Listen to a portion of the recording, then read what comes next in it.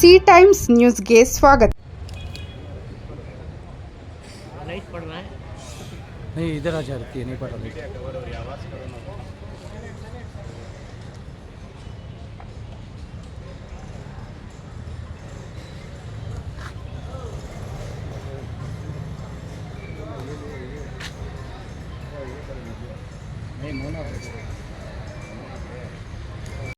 ಆಸಾದ್ ಮುಸ್ತಫಾ ಬನ್ನಿ, vice president, taluk ಉಪಾಧ್ಯಕ್ಷರು.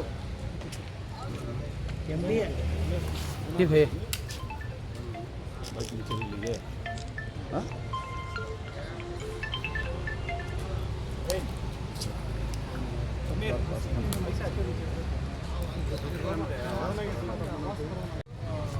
ಕಾಶ್ಮೀರಲ್ಲಿ ಆಗಿದೆ.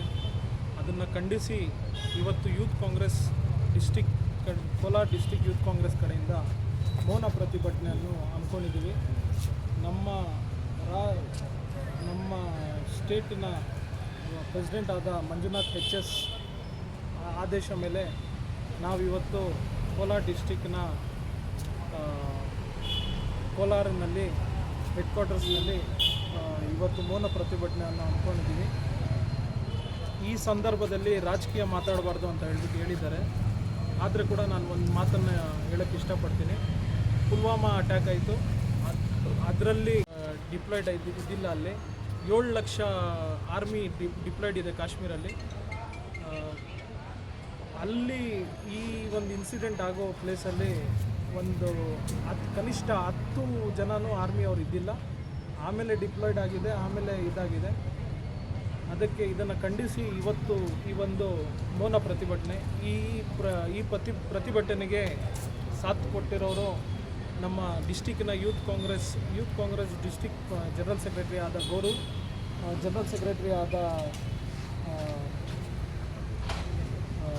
ನಮ್ಮ ಶಮ್ಸ್ ಅವರು, ಮತ್ತು ಅಬೂಬಕ್ಕರ್ ಅವರು, ಮತ್ತು ಅಸೆಂಬ್ಲಿ ಪ್ರೆಸಿಡೆಂಟ್ ಆದ ಸುಹೇಲು, ಬ್ಲಾಕ್ ಪ್ರೆಸಿಡೆಂಟ್ ಆದ ಅರ್ಬಾಜು, ಇವರೆಲ್ಲರಿಗೂ ರೂರಲ್ ವೈಸ್ ಪ್ರೆಸಿಡೆಂಟ್ ಆದ ಶೇಬ್ ಅವರು, ಇವರೆಲ್ಲ ಸಾಥ್ ಕೊಟ್ಟಿದ್ದಕ್ಕೆ ಇವರೆಲ್ಲರಿಗೂ ಧನ್ಯವಾದಗಳು. ಮತ್ತು ನಮ್ಮ ಕೋಲಾರನ ಯುವಕರು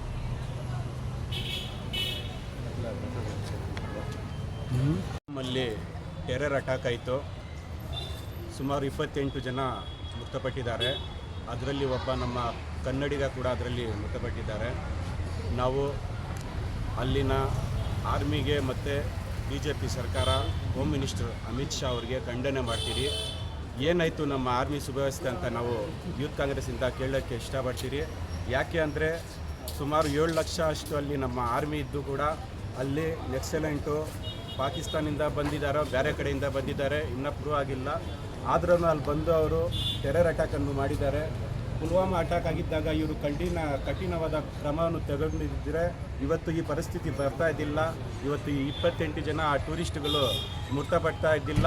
ಅದಕ್ಕಾಗಿ ನಾವು ಇವತ್ತು ಕೋಲಾರದ MG ರೋಡ್ ಸರ್ಕಲಲ್ಲಿ ಸ್ಟ್ಯಾಚ್ಯೂ ಹತ್ರ ಮೌನ ಪ್ರತಿಭಟನೆಯನ್ನು ಹಮ್ಮಿಕೊಂಡಿದ್ದೀರಿ ಯೂತ್ ಕಾಂಗ್ರೆಸ್ ವತಿಯಿಂದ. ಇವಾಗ ಯಾರ್ಯಾರು ಅದರಲ್ಲಿ ಮೃತಪಟ್ಟಿದ್ದಾರೆ ಅವ್ರಿಗೆಲ್ಲ ನ್ಯಾಯ ಸಿಗಬೇಕಂತ ನಾವು ಮಾನ್ಯ ಪ್ರಧಾನಮಂತ್ರಿ ಮತ್ತು ಗೃಹ ಮಂತ್ರಿಗೆ ಮನವಿ ಮಾಡ್ತೀರಿ. ಇಲ್ಲ ಅಂದರೆ ಮುಂದಿನ ಅಲ್ಲಿ ಆಗಿರುವ ಕಠಿಣವಾದ ಕ್ರಮ ಈ ಸತಿ ನಾವು ಟೆರರಿಸ್ಟ್ ಬಗ್ಗೆ ತಗೊಂಡಿಲ್ಲ ಅಂದರೆ ನಮ್ಮ ದೇಶ ಇನ್ನೂ ಹಾಳಾಗುತ್ತೆ. ಚೈನಾ ಬೇರೆ ನಮ್ಮ ಬಾರ್ಡ್ರ್ಗಳಲ್ಲಿ ಅಡ್ಡ ಆಗ್ತಾ ಇದೆ. ನಮ್ಮ ಜಾಗವನ್ನು ಜಾಸ್ತಿ ಮುಂದೆ ಎಷ್ಟೋ ಕಿಲೋಮೀಟ್ರ್ ಮುಂದೆ ಬಂದೈತೆ. ಇಲ್ಲಿ ಪಾಕಿಸ್ತಾನ ಬೇರೆ ಈ ಥರ ಬಂದು ನಮಗೆ ಟೆರರ್ ಅಟ್ಯಾಕ್ ಮಾಡ್ತಾಯಿದ್ರೆ ನಮಗೆ ಎಲ್ಲೋ ಒಂದು ಕಡೆ ಕಾನೂನು ಸುವ್ಯವಸ್ಥೆ ಮೇಲೆ ಅನುಮಾನ ಕಂಡು ಬಂದೈತೆ. ಅಮಿತ್ ಶಾ ಮೇಲೆ, ಗೃಹ ಮಂತ್ರಿ ಅಮಿತ್ ಶಾ ಮೇಲೆ ನಮಗೆ ಅನುಮಾನ ಕಂಡು ಬರ್ತೈತೆ. ಏನಾಗ್ತೈತೆ ನಮ್ಮ ದೇಶದಲ್ಲಿ ಈ ಕಾನೂನು ಸುವ್ಯವಸ್ಥೆ ಅಂತ ನಾನು ಹೇಳೋಕ್ಕೆ ಇಷ್ಟಪಡ್ತೀನಿ. ಇವಾಗ ಸತ್ತಿರೋರಿಗೆ ನಾವು ಮೌನ ಪ್ರತಿಭಟನೆಯನ್ನು ಯೂತ್ ಕಾಂಗ್ರೆಸ್ ವತಿಯಿಂದ ಹಮ್ಮಿಕೊಳ್ಳಿದ್ದೀವಿ. Thank you.